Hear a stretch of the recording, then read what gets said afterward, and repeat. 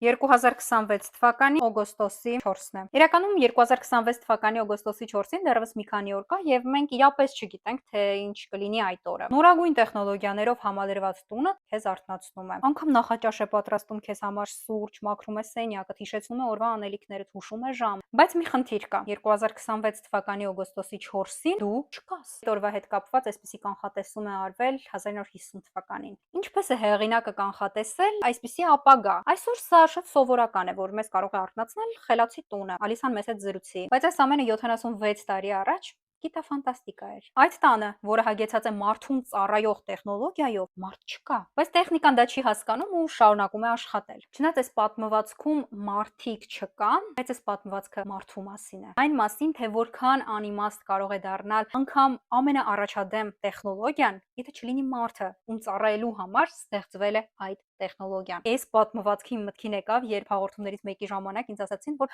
դե շուտով լրագրողի մասնագիտությունը այլևս պահանջարկ չի ունենա, ձեզ մեզ, այսինքն լրագրողներից փոխարինելու է գալիս արհեստական բանականությունը։ 2026 թվական օգոստոս եւ կգան մեղմ անձրևներ։ Սա փոքրիկ պատմվածք է, հեղինակը Ռեյ Բրեդբերին է, այնպիսի բաների մասին է գրել, որոնք շատ տարիներ անց ստեղծվել են։ Դժվար ասել ինքնակռահել ապագան, թե իր գործերը կարդալով մարդիկ ոգեշնչվել են ու ստեղծել են այդպիսի բաներ։ Այս պատմվածքի մեջ անգամ նկարագրվում է մի բան, որը շատ նման է ռոբոտ փոշեկուլի։ Իրականում չգիտեմ հայերեն թարգմանությունը կա թե ոչ, բնօրինակի վերնագիրը August 2026 There will come soft rains։